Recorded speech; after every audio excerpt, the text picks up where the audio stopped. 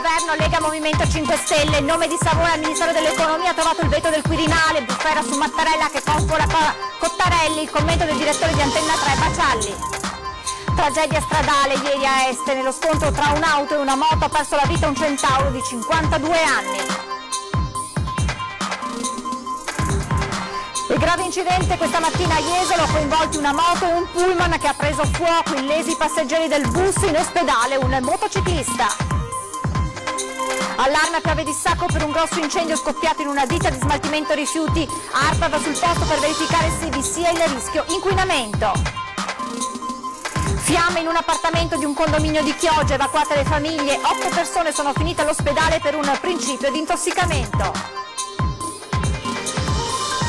Il futuro societario del Vicenza Calcio. Oggi gli avvocati di Renzo Rosso depositeranno la proposta di acquisto per il Lane. Basket, gara 1 di semifinale promozione. La Delonghi Treviso ha lottato fino alla fine ma poi ha dovuto arrendersi all'Alma Trieste per 84-78. Domani gara 2.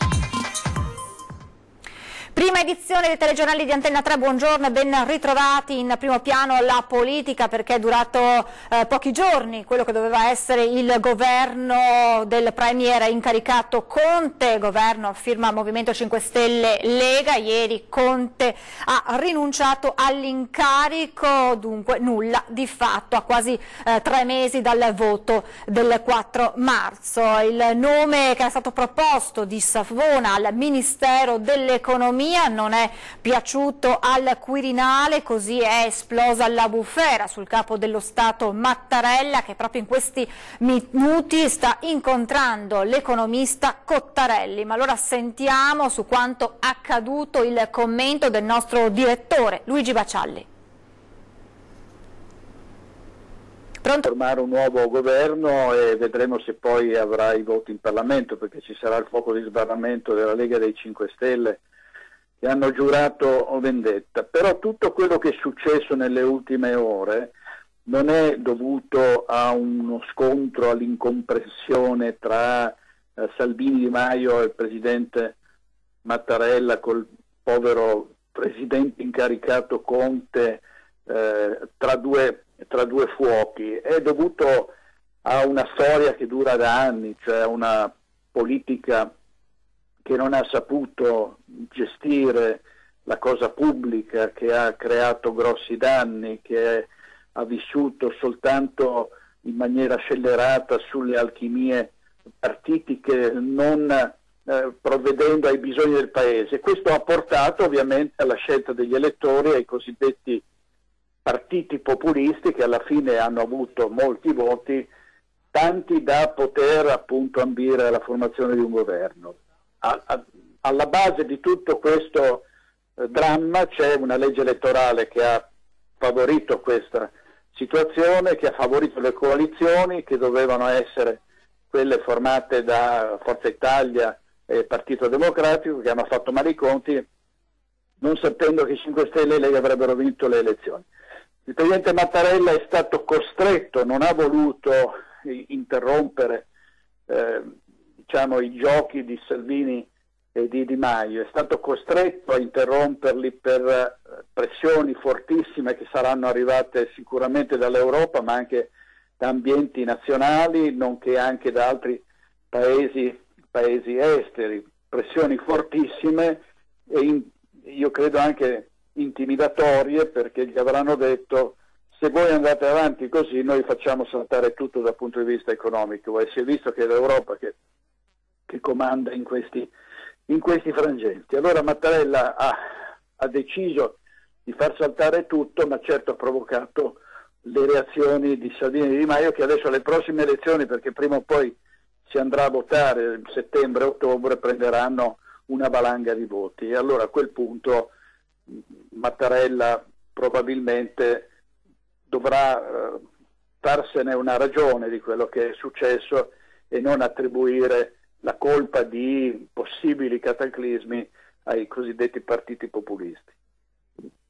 Grazie al nostro direttore Luigi Bacciali per questa analisi. Ed è appena arrivata all'ufficialità, il Capo dello Stato Mattarella ha affidato l'incarico di formare il nuovo governo all'economista Cottarelli, uomo nome ben noto a livello europeo. Ora inizierà l'iter istituzionale con le consultazioni tra i partiti che siedono in Parlamento, con le categorie, e poi Cottarelli dovrà salire al Colle nei prossimi giorni con la lista dei ministri.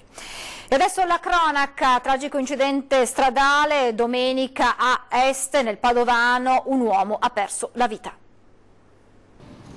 Ha perso la vita in sella alla sua motocicletta un 52enne di Este, vittima di un incidente stradale all'angolo tra via Testa e via Principe Amedeo. Per causa in corso di accertamento, il Centauro si è scontrato violentemente con un'automobile. Sul posto è intervenuto il personale del SUEM 118, ma per l'uomo, che lascia un figlio di 20 anni, non c'è stato nulla da fare. I rilievi sono stati eseguiti dai carabinieri di Castelbaldo.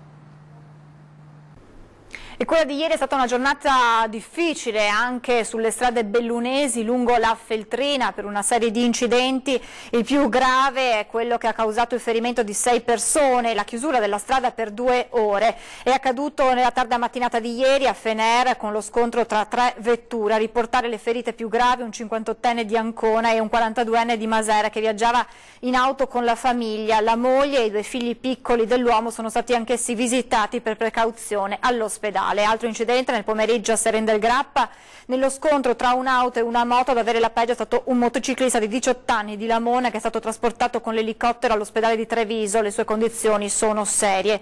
In mattinata invece sempre a Seren, altro scontro tra 2 moto, 2 centauri rimasti feriti ma non in modo grave. Altro incidente stradale avvenuto nel Veneziano a Jesolo questa mattina, scontro tra una moto e un pullman che poi ha preso fuoco. Ci racconta tutto in collegamento Ilaria Marchiori. Buongiorno Ilaria. Buongiorno da Jesolo, preoccupazione questa mattina in via La Bassa per un incidente che ha coinvolto un motociclista e un pullman. Sul posto è intervenuto l'elicottero del 118 di Treviso che è atterrato nelle vicinanze del punto dove si è verificato l'impatto, perché a causa dell'incidente l'autobus è stato coinvolto da un rogo piuttosto violento che ha tra l'altro completamente distrutto il mezzo.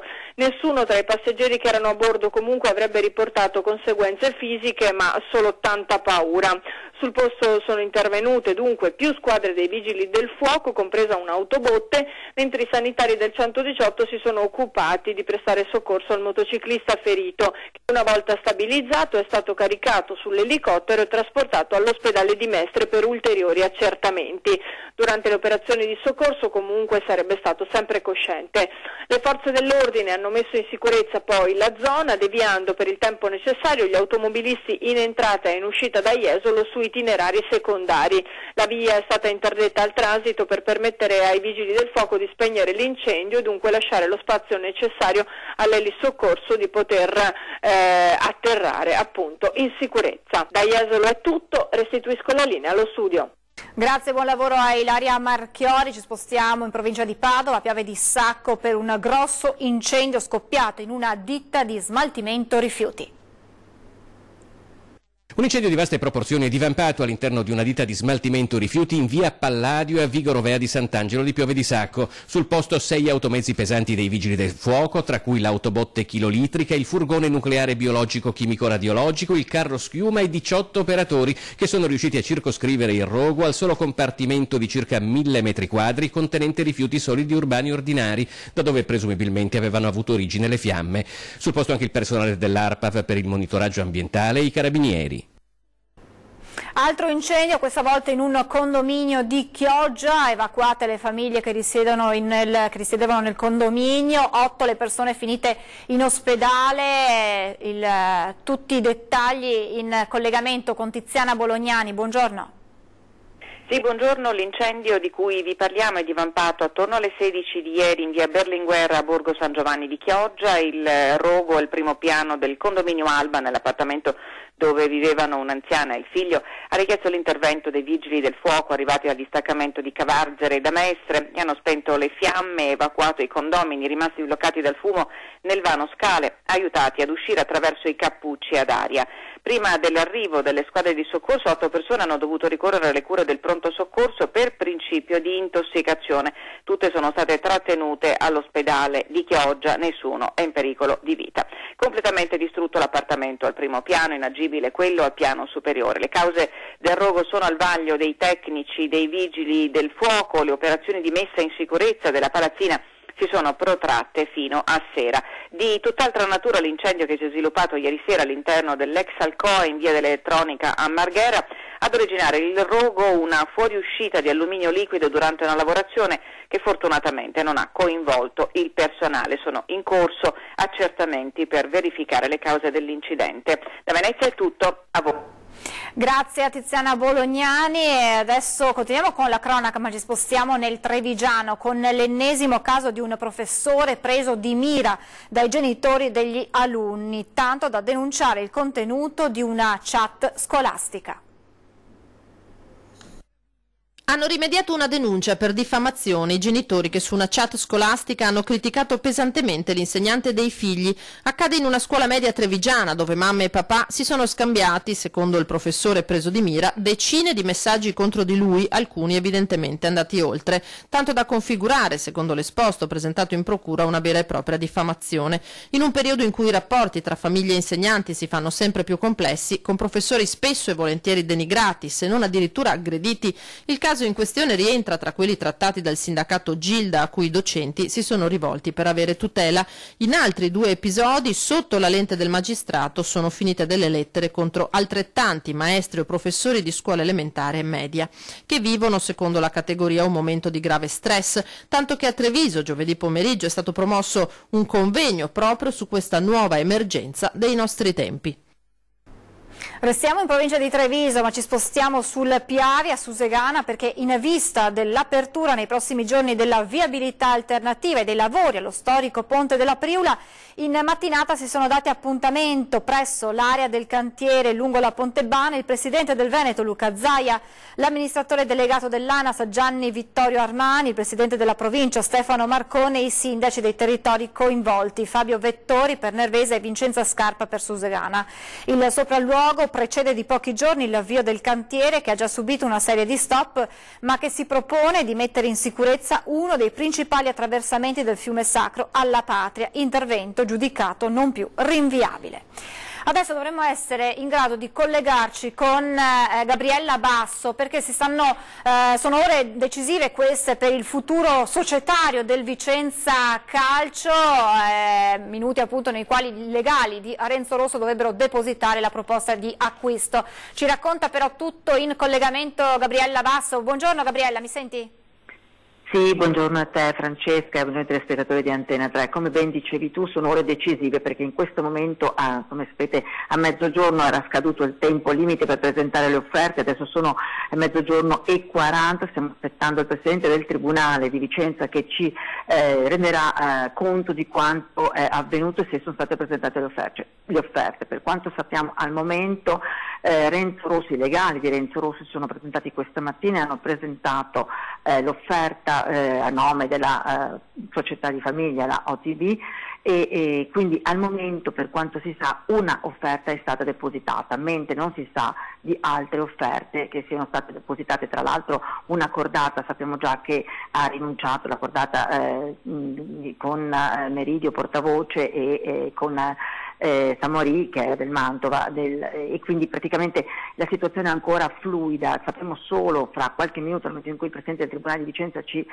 convocherà, effettivamente quante sono state le offerte presentate. Di sicuro al momento vi possiamo dire che l'offerta di Renzo Rosso è stata depositata verso le 11:40.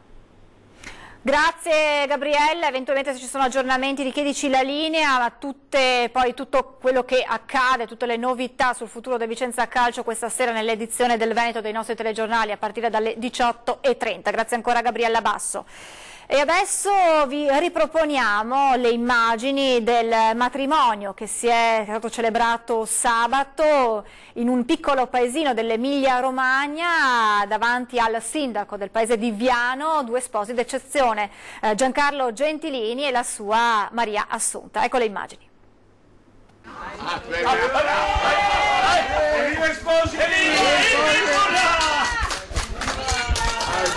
Giancarlo Gentilini e Maria Assunta Pace scendono i gradini del municipio di Viano, piccolo comune alle porte di Reggio Emilia. Lo sceriffo ha appena sposato, così la chiama ripetutamente, la sua Maria. Arriva lui per primo, gardenia all'occhiello e spilla degli alpini, saluta l'amico sindaco Giorgio Bedeschi, leghista in terra storicamente rossa. Ma io sento un sindaco della Lega, il quale ha sposato il Vangelo secondo Gentilini, Dio, patria e famiglia. Gentilini sposa a 88 anni, notizia che ha fatto il giro d'Italia. L'amore non ha età, ragazzi miei. Auto bianca per la sposa che arriva visibilmente emozionata. Ecco ragazzi, vi presento mia futura moglie. Ecco. Ed emozionato è anche il sindaco che riserva allo sceriffo parole che toccano il cuore, poi la cerimonia entra nel vivo. Testimoni per lo sposo il figlio Antonio, per la sposa il figlio Mauro. Lei, signor Giancarlo Gentilini, intende prendere per moglie la qui presente Maria Assunta Pace? Sì. Lei, signora Maria Assunta Pace, intende prendere per marito il qui presente Giancarlo Gentilini? Sì. In seguito alle vostre risposte affermative, io, Giorgio Bedeschi, sindaco, ufficiale dello Stato civile del Comune di Viano, vi dichiaro in nome della legge uniti in matrimonio. Cambiatevi le fedi. Lo scambio delle fedi, Giancarlo e Maria che si stringono la mano, ma ai presenti non basta.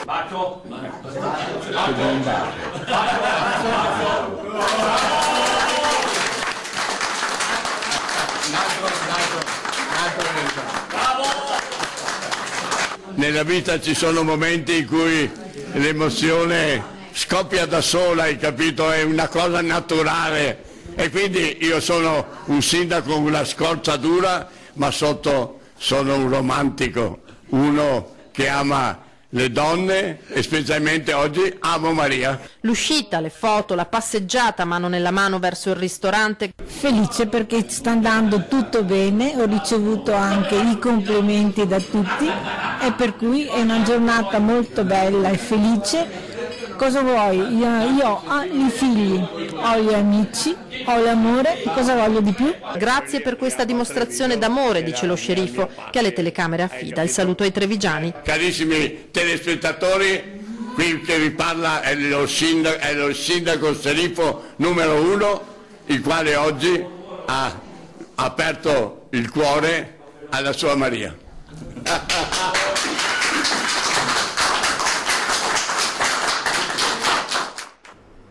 Ci fermiamo adesso per qualche minuto di pubblicità, tra poco.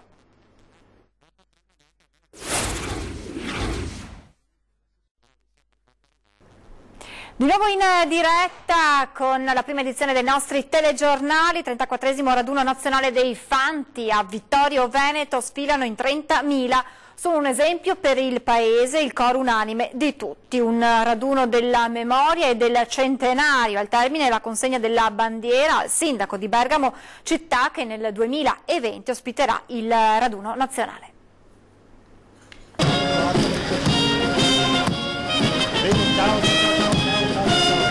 Ecco qua la banda della Folgore e subito dietro la bandiera di guerra. 34esimo raduno nazionale dei Fanti. Nel cuore di Vittorio Veneto hanno sfilato in 30.000, una manifestazione colma di emozioni. Insieme a noi, hanno detto, ci sono 480.000 caduti, un raduno della memoria e del centenario della fine della Grande Guerra. Dal palco, il grazie del sindaco Roberto Tonon. È un grande servizio avete reso e rendete voi Fanti di ieri e di oggi alla nostra città e al nostro Paese. Un servizio che in questo raduno diventa sacrario palpitante della memoria. Presenti numerose autorità, il prefetto Laura Lega ed il presidente della regione Luca Zaia e tanti cittadini. Il ricordo dei caduti, il ricordo dei valori come orgoglio, fedeltà e obbedienza nelle parole del presidente nazionale sodalizio Fanti, Gianni Stucchi. Non hanno speso parole, tempo, sogni, speranze, hanno dedicato la vita si sono sacrificati perché noi potessimo essere patria una, indivisibile, compiuta e libera. Uomini spesso senza nome, senza una lapide dove potesse essere inciso un ricordo. Non c'è bisogno che noi conosciamo i loro nomi, come dicono. Basterà gridare al vento fante d'Italia e io dormirò contento. Questo è lo spirito del fante, questo è lo spirito degli uomini e delle donne di oggi. La sfilata fra l'emozione ed il rispetto di un corpo che tanto fa per il nostro paese. A ricordarlo il comandante delle forze operative Nord, generale di Corpo d'Armata, Paolo Serra. La loro attività che nelle giornate banali diventa il concorso che vedete nelle strade sicure per il sostegno alle forze di polizia. Quando sono più specializzati li vedete operare a favore della popolazione in caso di intervento per ordigni e manufatti esplosivi che ancora si ritrovano. Li vedete e li chiamiamo quando poi ci sono i problemi e la calamità naturale.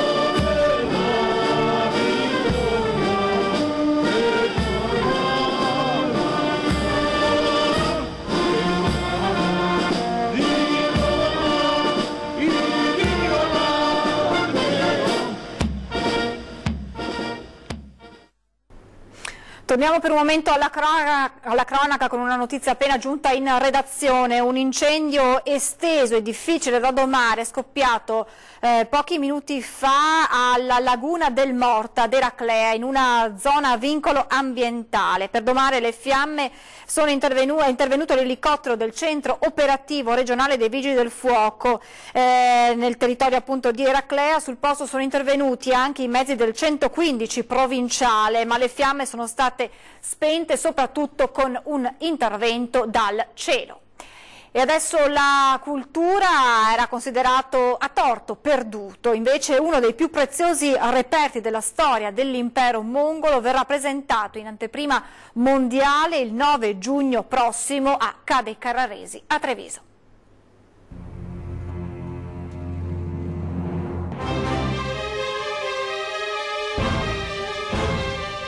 Il fascino e i misteri di un condottiero senza tempo, quel Temujin consegnato alla storia come Gengis Khan, il creatore dell'impero mongolo, il più vasto dell'antichità, dall'Asia alle porte dell'Europa. Misteri che si svelano, come quello che verrà presentato in anteprima mondiale a Ca' dei Carraresi, frutto della tenacia di un sinologo esperto come Adriano Madaro, curatore da oltre un decennio di tutte le mostre sull'estremo oriente, la Cina e i mongoli proprio a Ca' dei Carraresi. Qui il 9 giugno prossimo verrà esposto il ricostruito e da tempo considerato perduto sigillo di Gengis Khan, una scoperta che nasce da una missiva. Ho avuto l'opportunità di venire a conoscenza già da qualche tempo prima dell'esistenza di una lettera che l'imperatore mongolo Guyuk Khan, il nipote di Gengis Khan, ha mandato al Papa Innocenzo IV. Una lettera dura in risposta a una bolla papale, quella del nipote di Gengis Khan, una missiva così preziosa da essere conservata negli archivi segreti del Vaticano. Questo però non ha fermato Madaro, che è riuscito a ottenere una copia conforme del documento portandola a Treviso nel 2007. Quando l'ho esposta, e sono venuti degli studiosi dei musei cinesi e anche mongoli, vedendo la lettera si sono resi conto che aveva la posizione il marchio dello stesso sigillo in due posizioni, all'inizio e alla fine. E questo sigillo era sospetto perché non era né in lingua persiana né in lingua cinese, ma una strana lingua che non era neanche il mongolo moderno, insomma. Dopo anni di ricerche e di confronti hanno scoperto che sicuramente quello era il sigillo di Gengis Khan ereditato dal nipote, che poi è andato disperso con l'arrivo dei Ming.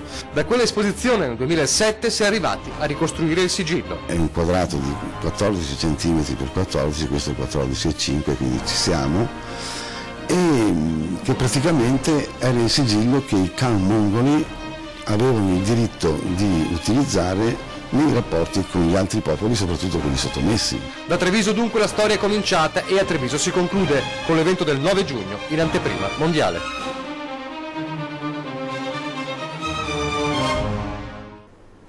Sport basket con gara 1 della semifinale di promozione. La De Longhi Treviso ha lottato fino alla fine ma poi ha dovuto arrendersi all'Alma Trieste, risultato finale 84-78. Domani gara 2 sempre a Trieste.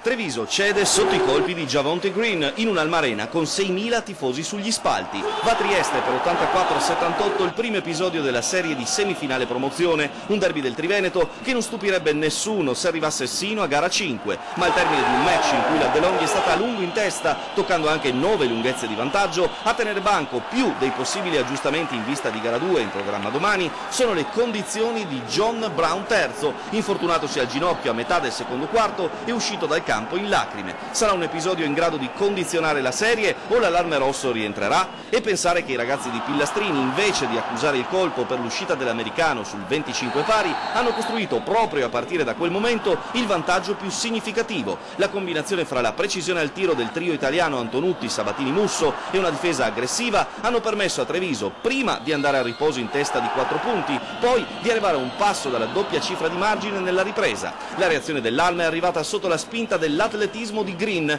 29 punti alla fine, il talento di Cavaliero e da Ross, oltre che la leadership di Fernandez. I trevigiani sono rimasti incollati a Trieste grazie al tiro pesante, con Imbrò a rispondere colpo su colpo. Ci è voluta tutta la lunga panchina dei giuliani, che hanno trovato qualità pure nel lungo Cittadini e nel play reggiano Mussini, per costruire il parziale decisivo nel quarto finale. Il friulano Antonutti è stato l'ultimo ad arrendersi, costringendo l'Alma a restare concentrata su ogni possesso sino ai secondi finali. Domani gara 2, ancora a Trieste. E di qui non si passa, ci vediamo, Subito dopo di noi, ore 13, si parlerà della politica, di quanto sta accadendo con il nuovo governo, dopo quanto accaduto dopo la rinuncia del premier incaricato Conte e adesso l'incarico che è stato affidato pochi minuti fa a Cottarelli dal capo dello Stato Mattarella. In studio se ne parlerà con Federico Canera, assessore regionale del Veneto, Andrea Ferrazzi, senatore del Partito Democratico, e con Valente Chieregato, manager e attivista del Movimento 5 Stelle. 20:10 questa sera affronterà il tema della sicurezza con Mario Ferracin, vittima più volte dei ladri, e con Gino Balbinotto del sindacato di polizia. E poi la politica tornerà protagonista questa sera a partire dalle 21:15 nella nuova puntata di Ring. Se ne parlerà con l'onorevole Dimitri Coin della Lega, con l'onorevole Roberto Caon di Forza Italia, con il senatore Andrea Ferrazzi del Partito Democratico e con Simone Scarabel del Movimento 5 Stelle. È davvero tutto, vi lascio le previsioni del tempo, grazie per essere stati con noi, buona giornata a tutti.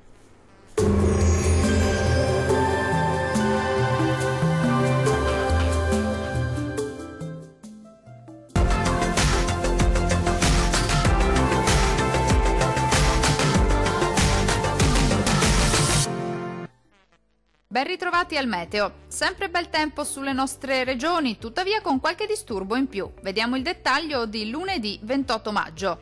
Sul Veneto sarà una bella giornata di sole, soprattutto al mattino. Il cielo si presenterà sereno o al massimo poco nuvoloso ovunque. Dal pomeriggio più nubi, anche con occasionali acquazzoni, possibili un po' ovunque, ma migliorerà presto. Le temperature minime saranno comprese tra 16 e 19 gradi. Le massime oscilleranno invece tra 26 e 30 gradi. Spostiamoci ora a vedere la situazione del Friuli Venezia Giulia. Anche qui sarà bel tempo ovunque, salvo per residui piovaschi di debole intensità sulle aree alpine.